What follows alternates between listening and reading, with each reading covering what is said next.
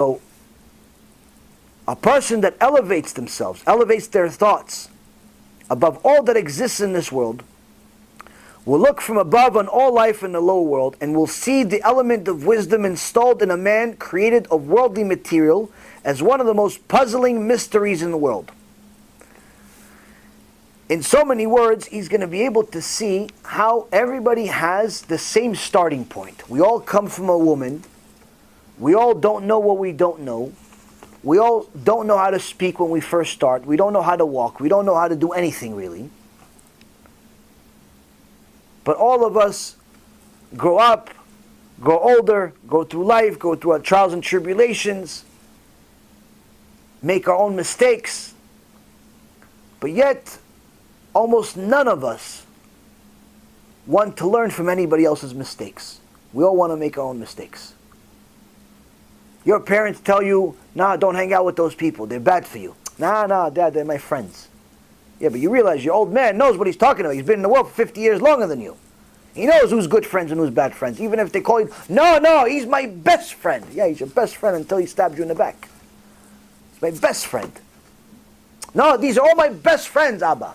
All my best friends.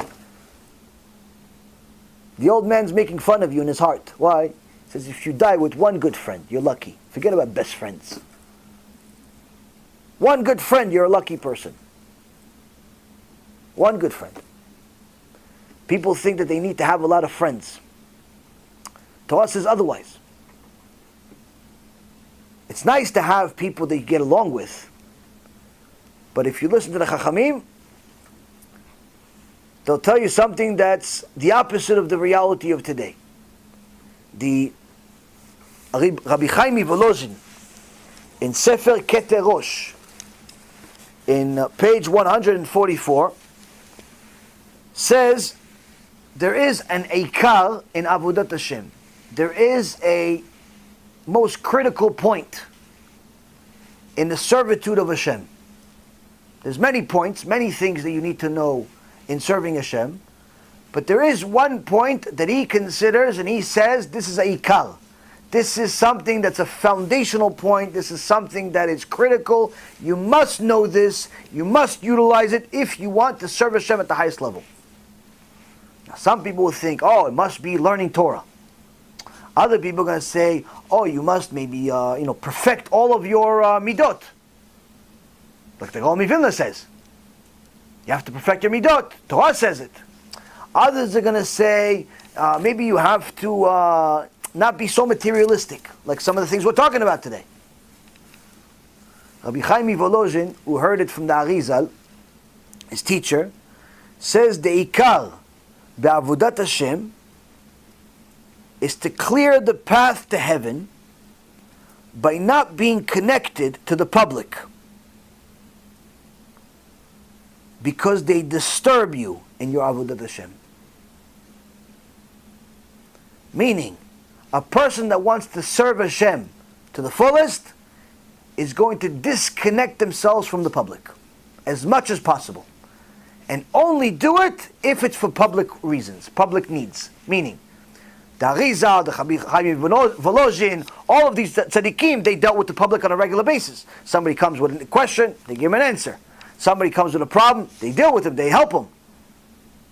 That is a public need. That you do. But that's not what we're talking about. That's the exception.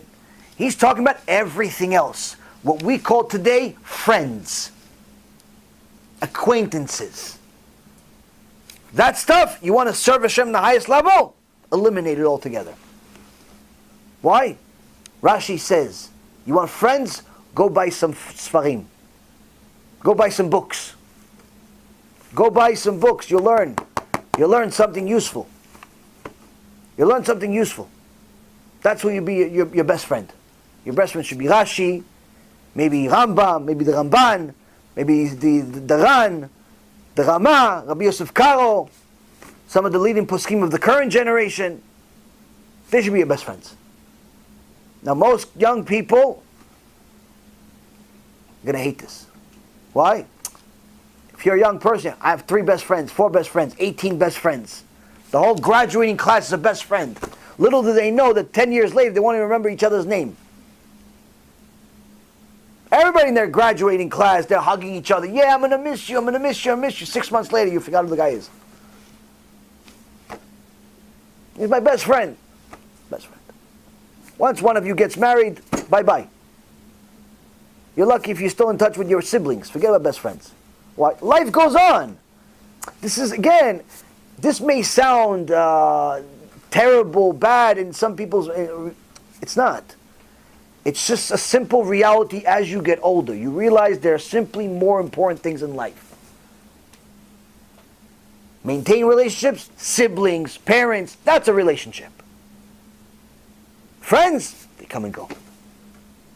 And most of the time, they come when you don't need them, and they go when you do need them. So, the sages were very clear in their instructions.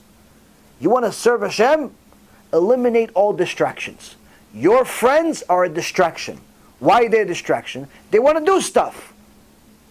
They want you to entertain them. They want to go on vacation together. They want to go out to eat together. They want to go to sleep. They want to this. They want to call you. They want to chit-chat with you. You know, they want to do stuff. That's distractions.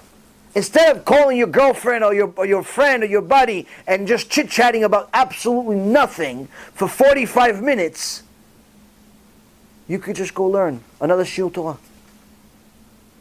That's going to actually help you in real life. That conversation with your friend for 45 minutes, for sure is not going to help your life. Not your life or her life. Most likely it'll ruin both of your lives because most of it is Lashon Hara anyway. It's not going to help anybody. Those conversations don't help anybody. No, but she's my friend. In what way? That she talks Lashon Hara with you? When you go up to Shamayim and they get punished because of all the Lashon Hara that you talk to her, your girlfriend, every night for 30 years. You still going to say, oh, she's my best friend. Okay, don't worry, we'll put you in the same place. You guys are going to be together too. What are you going to get out of it? Nothing.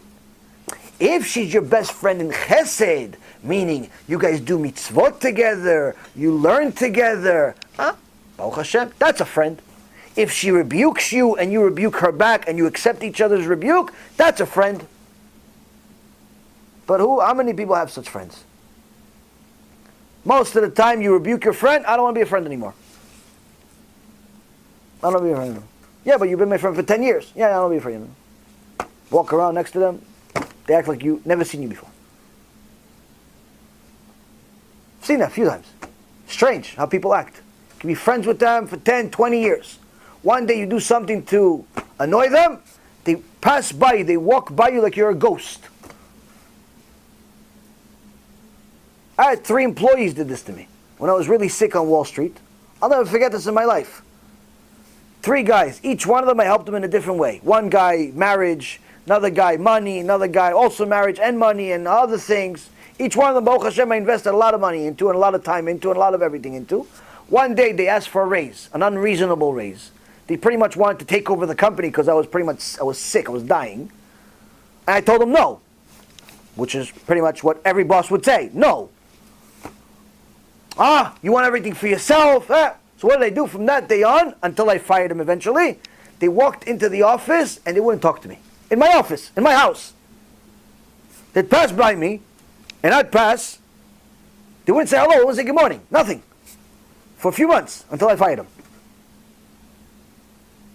They thought they were superheroes, that way. Don't say hi, don't say hello.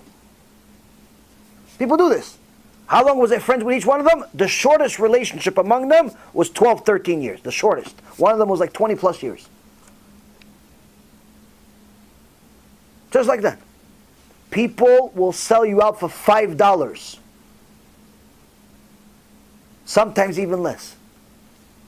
Why? That's the way people are. Don't invest so much in these friends. Why?